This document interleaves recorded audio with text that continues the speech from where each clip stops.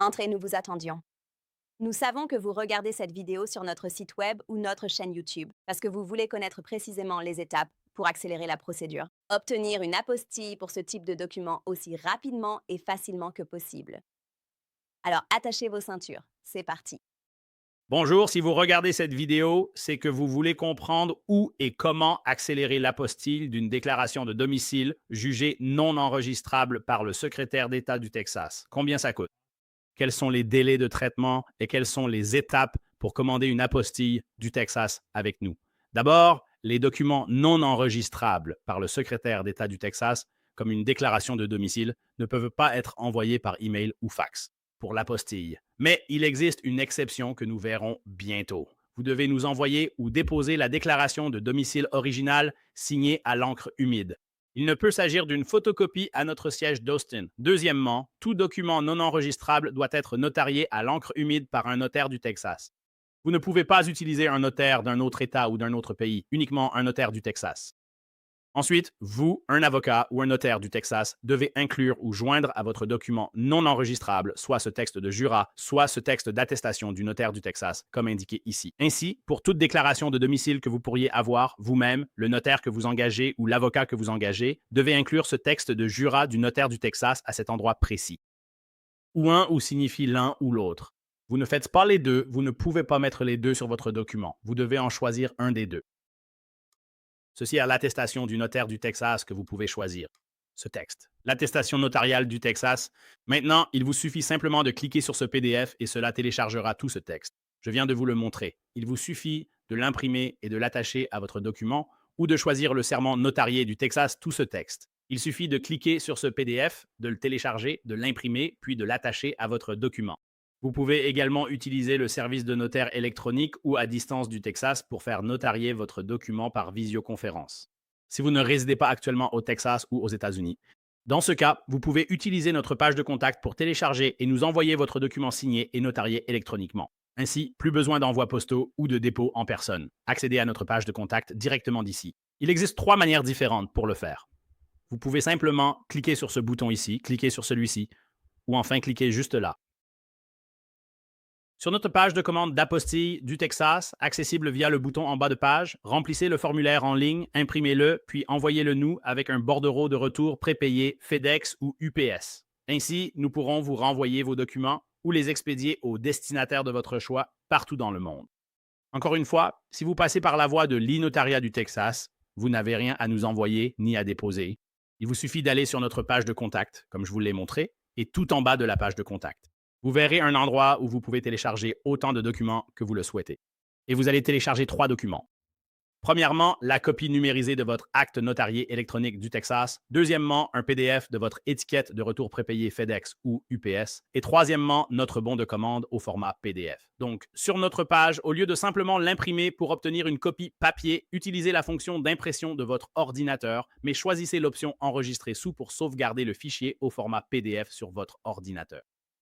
Ensuite, vous téléchargez ce PDF sur notre page de contact et c'est tout. Pas besoin de vous déplacer ni d'envoyer de courrier par la poste. Tout se fait très facilement de manière électronique. Si vous choisissez cette option, l'étape 2 concerne les instructions d'expédition.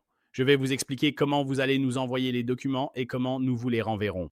Donc, l'expédition aller-retour, comment créer les étiquettes d'expédition et ce que vous devez faire. Donc, selon que vous obtenez des documents au niveau de l'État fédéral ou de l'ambassade, des apostilles, ou les trois, si vous allez par exemple dans un pays non signataire de la Convention de la Haye, vous devez passer par ce qu'on appelle la légalisation ou l'attestation des documents.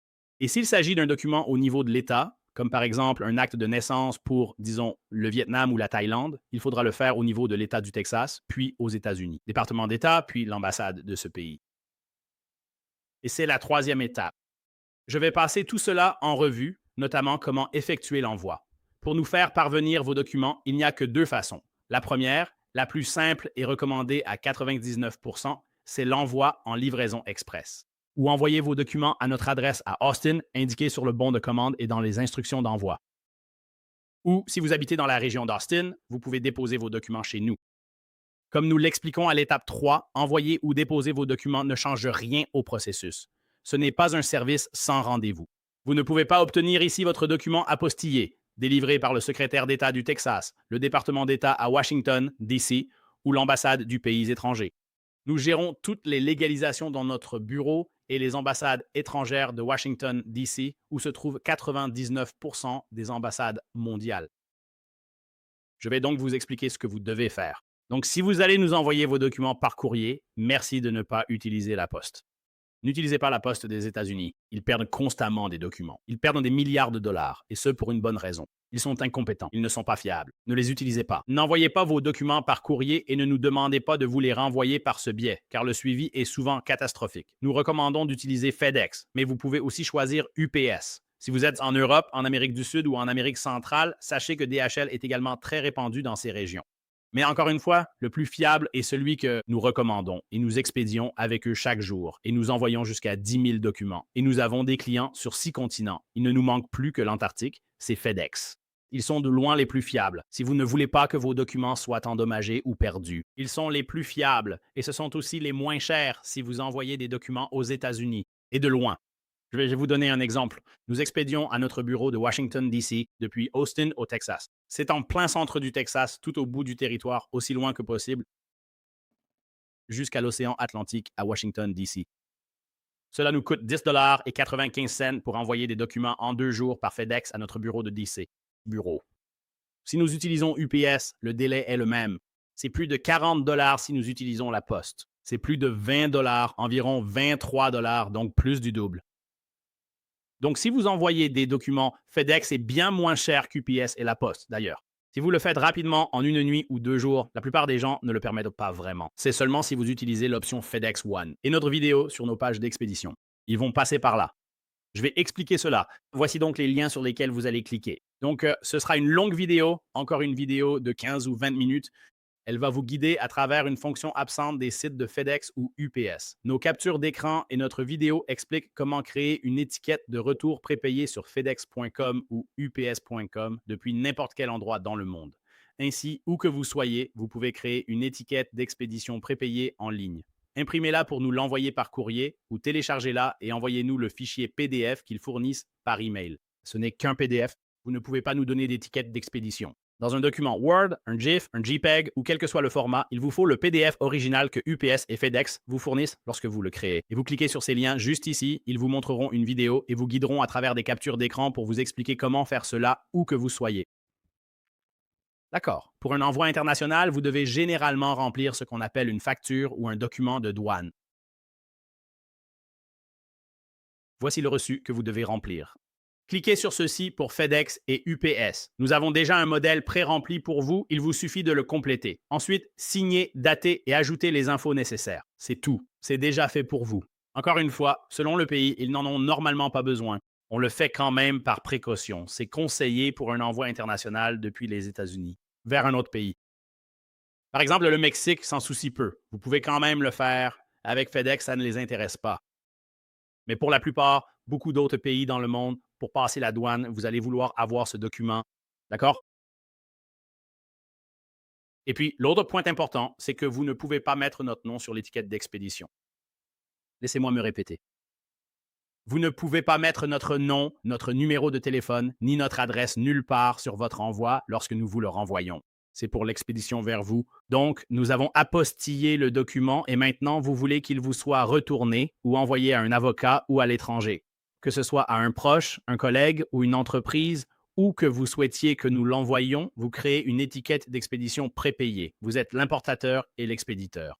Ne mettez pas notre nom dessus, car si cela passe la douane, nous serons facturés. Et nous sommes effectivement facturés. Des centaines de dollars. Ce n'est pas à nous, ça ne nous appartient pas. Donc, nous ne vous renverrons pas vos documents si vous mettez notre nom dessus. D'accord? Pensez-y comme à une enveloppe que vous envoyez à quelqu'un dans le coin supérieur gauche. Aux États-Unis, vous mettez l'expéditeur en retour, c'est-à-dire si l'adresse à laquelle vous l'envoyez est incorrecte ou si la poste ne peut pas la livrer. Ils vont vous renvoyer ce courrier.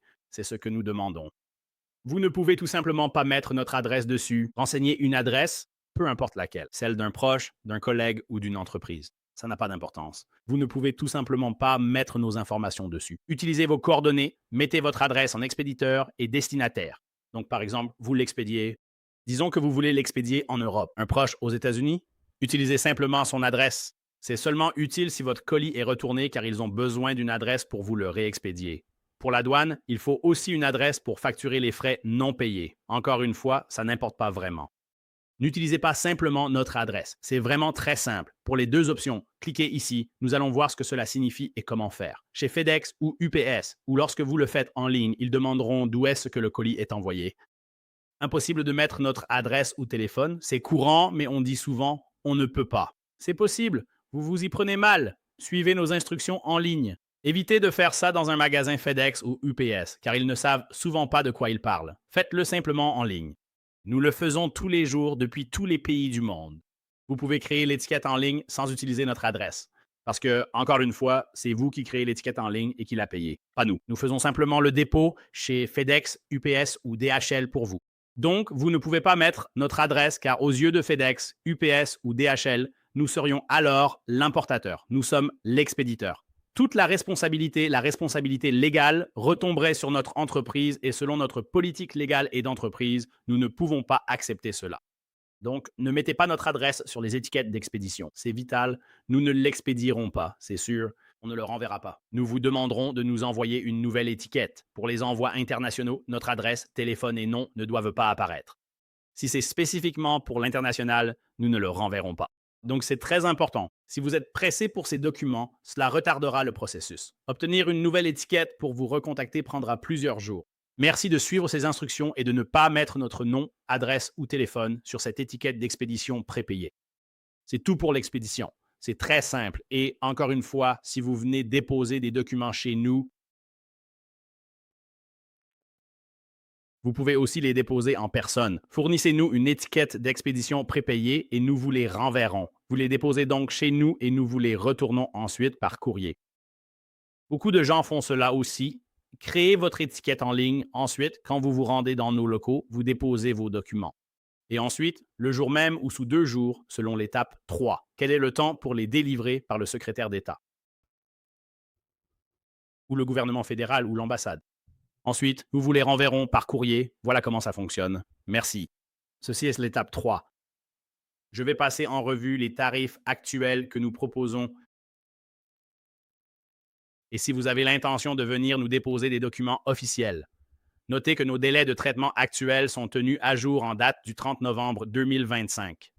Par conséquent, si vous prévoyez de nous transmettre ces documents, ce que vous devrez faire, c'est d'imprimer notre formulaire de commande que vous remplissez directement en ligne, sur lequel il vous suffira de cliquer juste ici, en bas de cette page.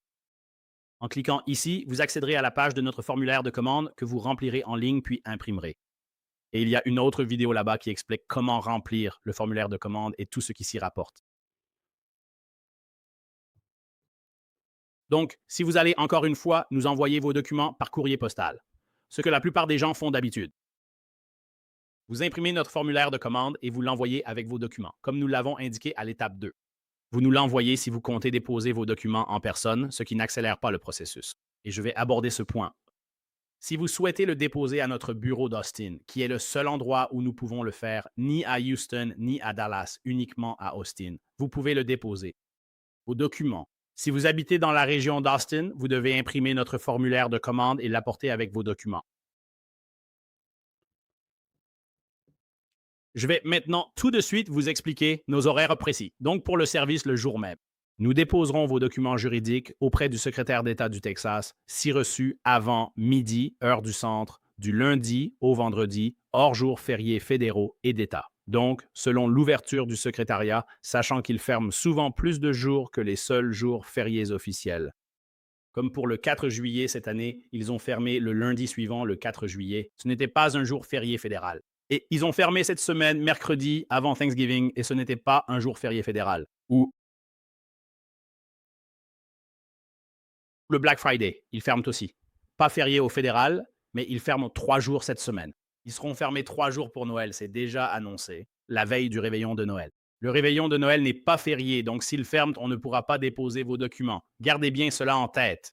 Pour que vous soyez au courant des délais de traitement, aucune entreprise ne peut déposer vos documents à moins que le secrétariat d'État ne soit ouvert. Je veux donc être clair à ce sujet. Donc, si nous recevons vos documents avant midi, heure centrale, du lundi au vendredi, lorsqu'ils sont ouverts, nous allons garantir.